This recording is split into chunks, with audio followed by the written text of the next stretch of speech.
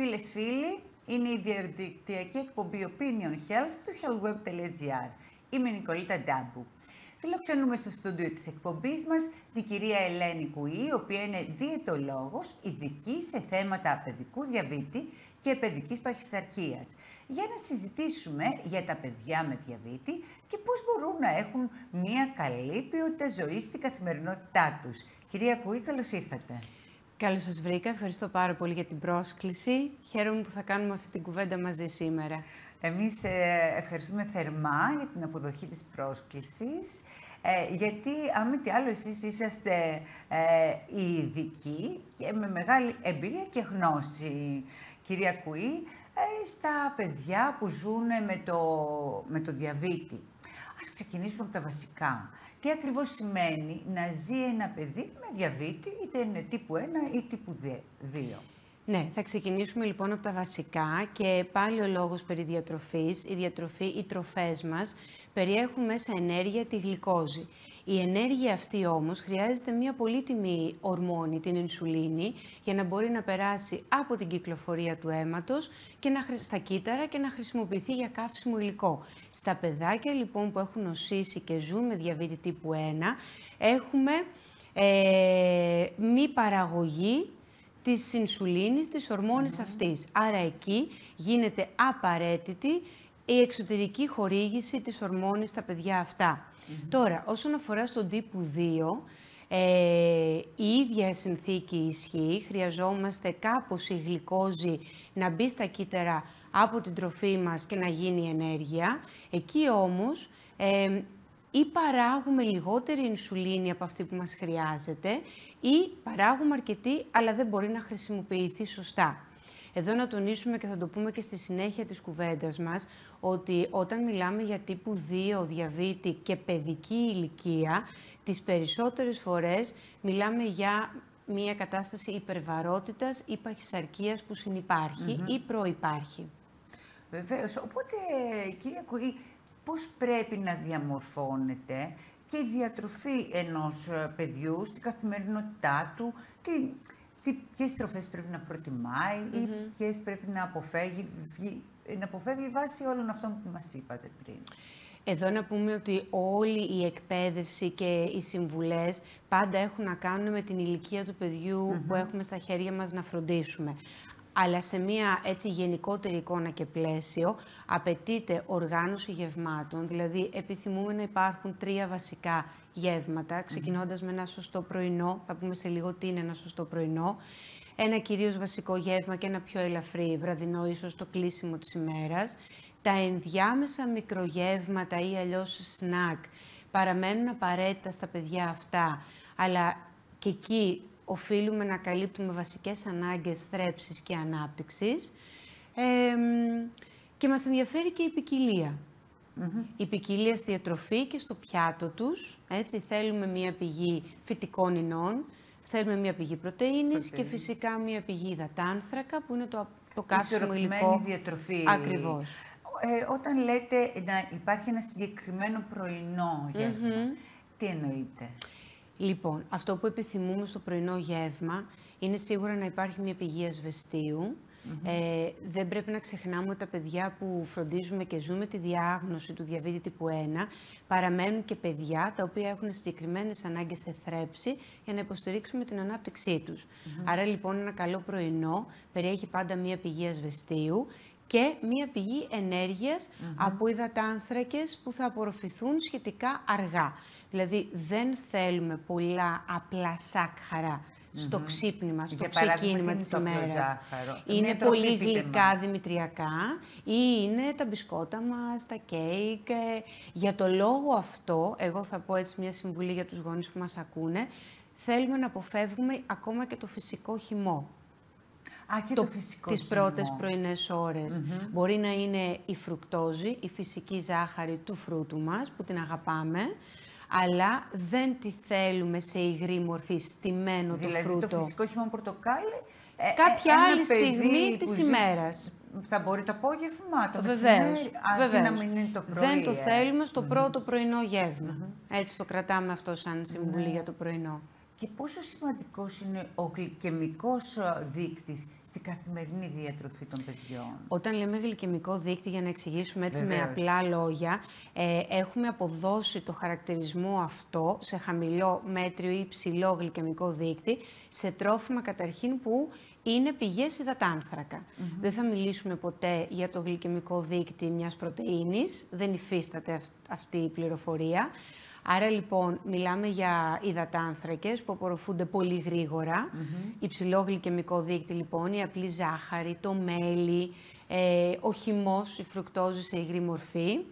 Έχουμε χαμηλού γλυκαιμικού δείκτη υδατάνθρακες όπως τα ζυμαρικά μας ολικής, το ψωμί μας, το πολύσπορο, τα όσπριά μας.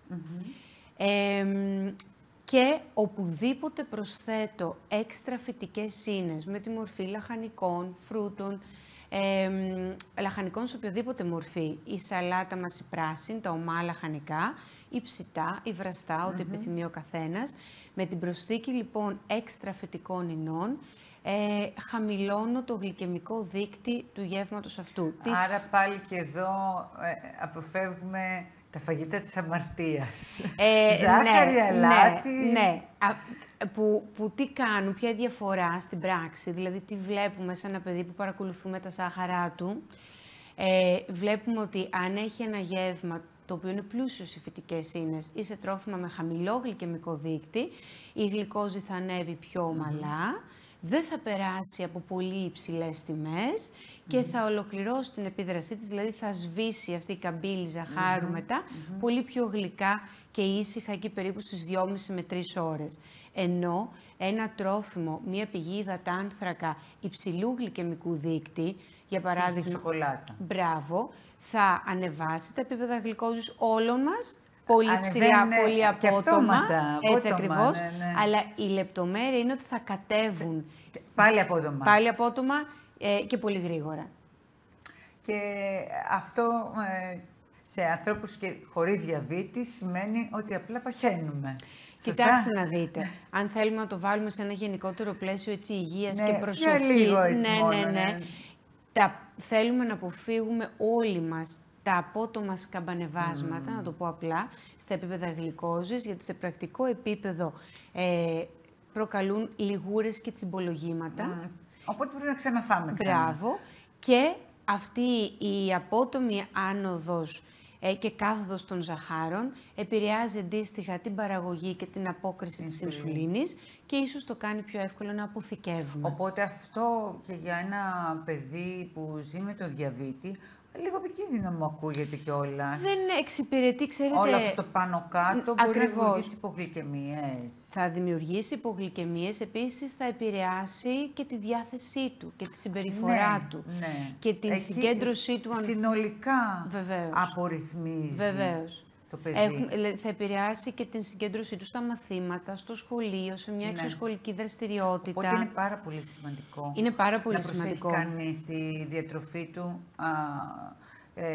ειδικά όταν ζει με το διαβήτη και ένα παιδί που θέλει να κάνει και δραστηριότητες, όπως είπατε, και στο σχολείο, θέλει να παίξει στη γειτονιά ίσως, να πάει να κάνει ένα άθλημα. Βεβαίως. Σημαντικό είναι πολύ σημαντικό καταρχήν να καλλιεργούμε την συνήθεια της σκέψης στους γονείς και στα παιδιά, ότι επειδή ο διαβήτης μπήκε στη ζωή μας, δεν μπορώ να βγω έξω να παίξω ή να συνεχίσω. Είναι να σταματήσουν τις δραστηριότητες. Αυτό δεν είναι σωστό. Δεν είναι σωστό και για την ψυχολογία του παιδιού, έτσι, και τις επαφές του με τους φίλους του, με την παρέα του. Δεν είναι σωστό από άποψη υγείας. Η άσκηση είναι πολύ σημαντική όσον αφορά την ανάπτυξη μυοσκελετικά των παιδιών, αλλά και την καρδιογειακή τους υγεία. Και θα σας πω τώρα και το άλλο σε επίπεδο αναγκών ινσουλίνης. Ένα παιδί, ας πάρουμε 2 παιδάκια της ίδιας ηλικίας, έτσι πάνω κάτω με τις ίδιες συνήθειες διατροφικές, το παιδί που αθλείται θα έχει πάντα μικρότερες ανάγκες σε ινσουλίνη από το παιδί που δεν αθλείται καθόλου. Πολύ σημαντικό. Πολύ σημαντικό. Πολύ σημαντικό. Οπότε και οι νέες τεχνολογίες έχουν βοηθήσει στο να κάνουν τα παιδιά καλύτερα τις δραστηριότητες τους. Ναι, είμαστε πολύ τυχεροί, Ζούμε σε μία περίοδο που η τεχνολογία στη φροντίδα του διαβήτη έχει εξελιχθεί και περιμένουμε όλο και έτσι, νέες εξελίξεις. Έχει εξελιχθεί σε δύο κομμάτια. Στο κομμάτι της παρακολούθησης, παλιότερα έπρεπε να παίρνουμε μετρήσεις από το δάχτυλο συνέχεια για να δούμε τα επίπεδα γλυκόζης, τις αναλλαγές αυτής. Τώρα πλέον υπάρχουν πάρα πολλά συστήματα συνεχούς καταγραφής, ακριβώς, που προσαρμόζονται και έχουμε μία εικόνα όλοι, και οι φροντιστές του παιδιού στο σπίτι, αλλά και εμείς οι επαγγελματίες υγείας.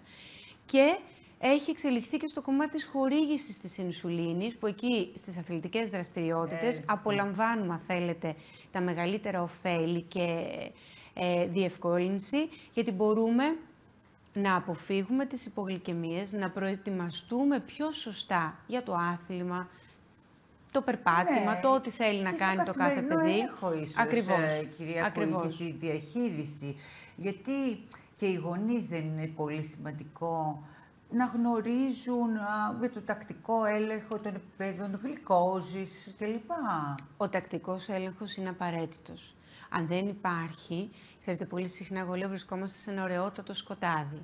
Θα πρέπει να έχουμε εικόνα των τιμών γλυκόζης.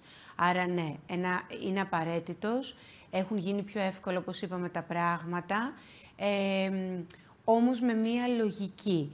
Πάρα πολλοί γονείς, ιδίως στην αρχή που η διάγνωση είναι καινούρια, το άγχος του νέου και της φροντίδας ενός παιδιού με διαβήτη μεγάλο,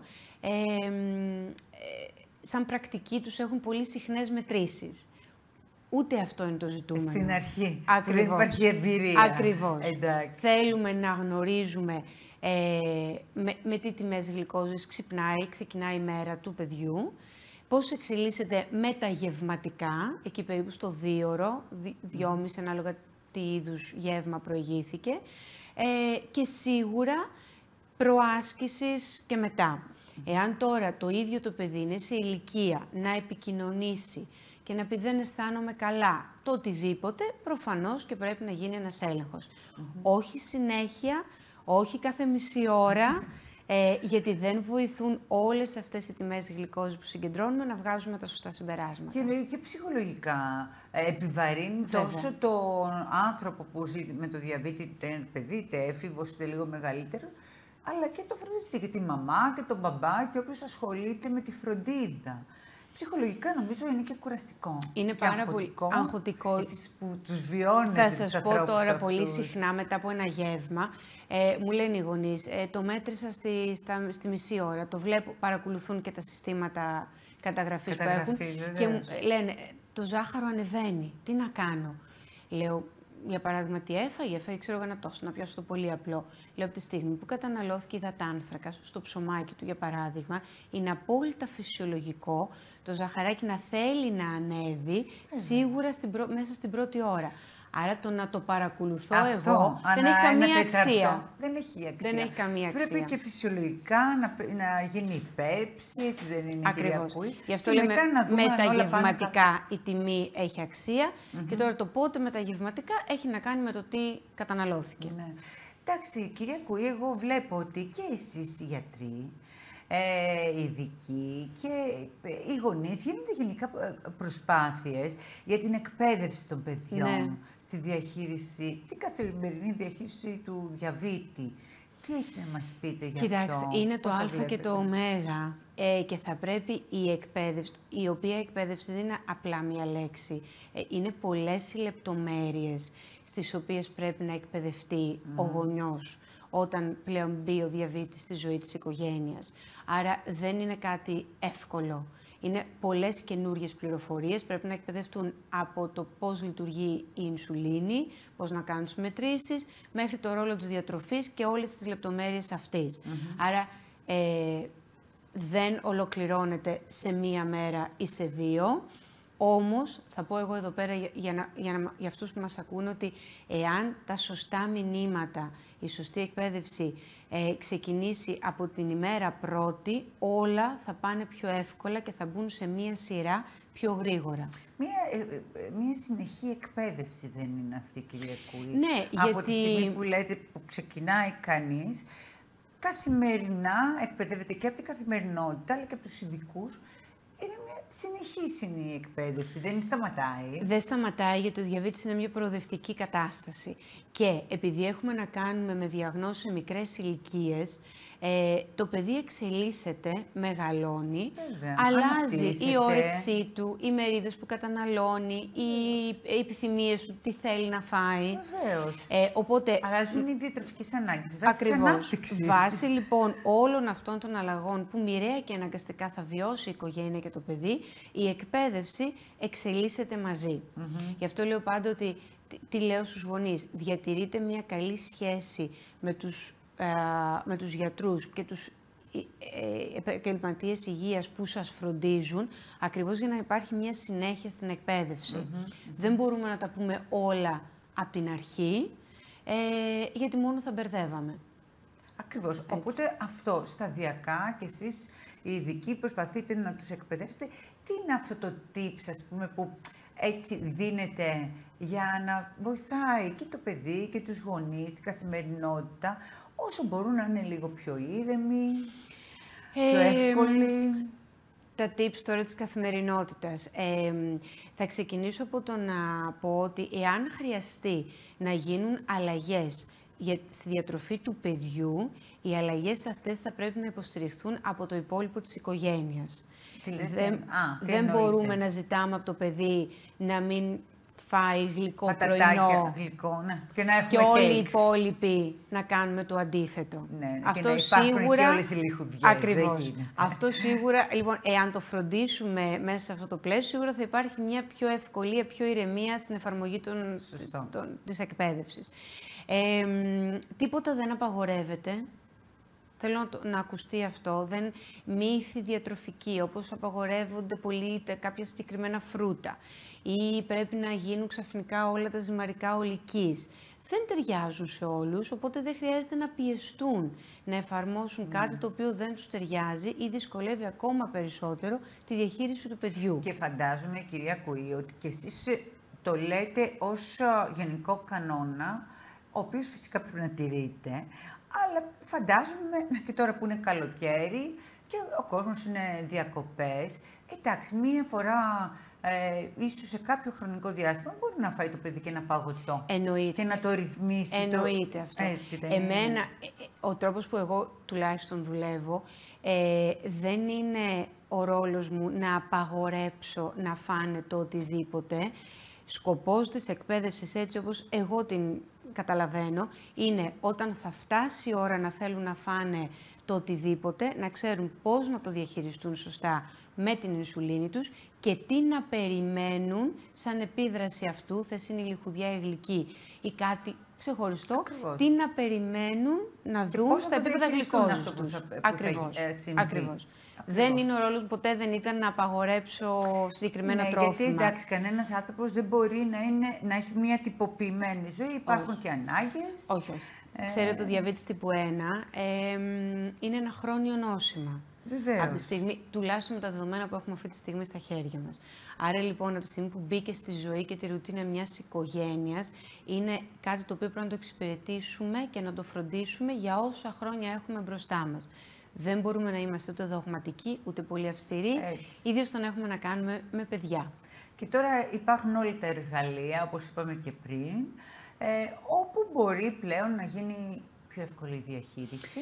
Ναι, και η τεχνολογία ακριβώς. Η τεχνολογία έχει βοηθήσει. Και η ενημέρωση των γονέων από τους ειδικούς και τη διατροφή. Ακριβώς. Υπάρχουν πλέον επίσημοι φορείς και στη χώρα μας, η Ελληνική Διαβητολογική Εταιρεία, συγκεκριμένοι σύλλογοι ασθενών που εμπλέκονται και γιατροί και συνήθως συνδέονται με κάποια από τα μεγάλα νοσοκομεία της χώρας, που μπορούν οι οικογένειες να απευθυνθούν για πληροφορίες. Συμπαράσταση θα πω όλα με την έννοια του να γνωρίσουν και άλλες οικογένειες με παιδιά με την ίδια διάγνωση και να μοιραστούν τις εμπειρίες και τις ανησυχίες τους. Επίσης θα πω ότι και διατροφικά η ποικιλία πλέον των τροφίμων προϊόντων είναι τόσο μεγάλη που μπορούμε να βρούμε προϊόντα με λιγότερη ζάχαρη, περισσότερες φυτικές ίνες, καλύτερα λιπαρά. Έχουμε περισσότερα εργαλεία στα χέρια μας από όλους τους τομείς. Κουή, πώς τώρα σχετίζεται η παιδική παχυσαρκία με το διαβήτη? Ας πούμε έτσι 2 κουβέντες και γι' αυτό. Βεβαίως. Ξέρετε, ο διαβήτης τύπου 1 στις παιδικές ηλικίες είναι ένας πληθυσμός ο οποίος διαμορφώθηκε και έρχεται σε εμάς τα τελευταία χρόνια, δυστυχώς στη χώρα μας. Ξέρετε λοιπόν ότι ο διαβήτης τύπου 2 στην παιδική ηλικία είναι ένας καινούριος πληθυσμός, ο οποίος φτάνει στα χέρια μας λόγω των αυξημένων επιπέδων παχυσαρκίας και υπερβαρότητας δυστυχώς στη χώρα μας, αυτές τις μικρές ηλικίες. Άρα λοιπόν το πρόβλημα, αν θέλετε, δεν ξεκινάει από το τύπου 2 διάγνωση, πάει πίσω στην διαταραγμένη σχέση ύψους βάρους από τις τόσο μικρές ηλικίες. Και αυτή η υπερβαρότητα έχει σαν αποτέλεσμα αυτό που είπαμε στην αρχή της κουβέντας μας, στο να υπάρχει η μειωμένη παραγωγή ινσουλίνης ή να παράγουμε ινσουλίνη, την οποία δεν μπορούμε να χρησιμοποιήσουμε σωστά, η λεγόμενη ινσουλινοαντίσταση. Εκεί πάμε πίσω στην πηγή, αν θέλετε, του προβλήματος, να διορθώσουμε διατροφικές συνήθειες, να επηρεάσουμε θετικά τη σχέση ύψους βάρους, δηλαδή να έχουμε ένα παιδάκι το οποίο ψηλώνει και ή παραμένει σταθερό στο βάρος του, ή αν μπορούμε ανάλογα με την εικόνα του παιδιού να επιτύχουμε και μία μικρή μείωση του βάρους, αυτό είναι το ζητούμενο. Για να μπορέσουμε να μιλήσουμε για μία εικόνα, έτσι, στο πλαίσιο τύπου 2, που ίσως είναι αναστρέψιμη ακόμα στις μικρές ηλικίες και δεν θα οδηγήσει σε έναν ενήλικα με μεγαλύτερες ανάγκες για φαρμακευτική αγωγή ή σοβαρότερη έτσι, παρέμβαση. Και κλείνοντας, κυρία Κουή, θα ήθελα να δώσετε ένα μήνυμα για τους τηλεθεατές μας, τόσο στους γονείς όσο και στα παιδιά, σε ό,τι αφορά κυρία Κουή, κάτι πολύ σημαντικό. Όταν ανακοινώνεται από το γιατρό ότι το παιδί μου έχει διαβήτη, οι περισσότεροι παθαίνουν ένα σοκ, τόσο οι γονείς όσο και το παιδί. Τι τους συμβουλεύετε, πώς να το διαχειριστούν? Το έχετε βιώσει εσείς αυτό? Το βιώνετε? Θα μεταφέρω την προσωπική επαγγελματική μου εμπειρία δουλεύοντας και φροντίζοντας όλες αυτές τις οικογένειες. Καταρχήν, να αποδεχτούμε ότι η ρουτίνα και η ροή όλης της οικογένειας αλλάζει και επηρεάζει τους γονείς, τα αδέλφια του παιδιού που διαγνώστηκε. Άρα να το αποδεχτούμε και να το πούμε και δυνατά αυτό, να μοιραστούμε την έννοια μας. Ψυχραιμία, μία καλή σχέση με τους επαγγελματίες υγείας, να μην συγκρίνετε το διαβήτη του δικού σας παιδιού με το διαβήτη κάποιου άλλου, είτε είναι ενήλικας είτε είναι ενός άλλου παιδιού. Όλα, η αλήθεια είναι ότι γίνονται πιο εύκολα, μπαίνουν σε μία σειρά.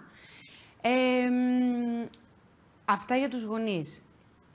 Επίσης θα πω ότι τα παιδιά πάντα είναι πιο δυνατά, πιο γενναία, πιο αισιόδοξα, πιο εύκολα προσαρμόζονται στα καινούρια δεδομένα και πάρα πολλοί γονείς, εγώ βλέπω, και οικογένειες παίρνουν θάρρος από αυτή τη στάση των παιδιών που βλέπουν να έχουν τα παιδιά τους. Δεν θα το κρύψετε, δεν θα δημιουργήσετε ξαφνικά μια συνθήκη για την οποία το παιδί θα ντρέπεται να πει ακριβώς. Θα το μοιραστείτε με όσους λοιπόν έχουν να κάνουν με την φροντίδα, τη διασκέδαση, το σχολείο του παιδιού. Τώρα για τους μικρούς μου φίλους θα πω ότι δεν απαγορεύεται τίποτα. Οι λιχουδιές σαφώς και έχουν ρόλο στην εβδομάδα μας. Με ένα όριο φυσικά, όπως θα έλεγα για όλα τα παιδιά, όπως λέω για τα δικά μου παιδιά. Και καλή επικοινωνία με τους γονείς. Αν κάτι δεν μας αρέσει, αν κάτι άλλαξε η όρεξή μας, δεν θέλουμε να φάμε το ίδιο μεσημεριανό ή όσο μεσημεριανό υπολόγισε η μαμά ή ο μπαμπάς, καλό θα είναι να το επικοινωνούμε, γιατί Από εκεί και πέρα ξεκινάει έτσι μια λυσίδα αντιδράσεων που έχει να κάνει με τη φροντίδα του διαβήτη. Αυτά. Πάρα πολύ ωραία, κυρία Κουή. Πάντως, εγώ βλέπω διάφορα παιδάκια που ζουν με το διαβήτη και είναι πάρα πολύ χαρούμενα. Και επειδή και στο Health Web κάνουμε φέτος και για 5η χρονιά ένα αφιέρωμα για το διαβήτη, το έχουμε καθιερώσει πια. Και πέρσι είχαμε καλέσει και το Μαξιμιλιανό, ο οποίος είναι ένας έφηβος που ζει με το διαβήτη, ήταν τόσο χαρούμενος, που μας είπε ότι εγώ αγαπάω το διαβήτη μου, είναι ο καλύτερος μου φίλος. Οπότε... Ο Μαξιμιλιανός είναι πρότυπο Ακριβώς. Για όλους μας και η οικογένειά του, γιατί ακριβώς έχουν αγαπήσει και έχουν φροντίσει το διαβήτη τους από την πρώτη μέρα και ο διαβήτης τους επιστρέφει τη φροντίδα αυτή. Ακριβώς. Οπότε φαίνεται ότι γίνεται από όλους σας πάρα πολύ καλή δουλειά και συγχαρητήρια. Ευχαριστούμε πάρα πολύ. Σας ευχαριστώ θερμά που ήσασταν κοντά μας. Και εγώ. Καλή συνέχεια να έχετε. Καλή συνέχεια. Να είστε καλά. Ευχαριστούμε πολύ. Φίλες και φίλοι, σας ευχαριστούμε πολύ που μας παρακολουθήσατε. Ανανεώνουμε το ραντεβού μας για ένα επόμενο Opinion Health.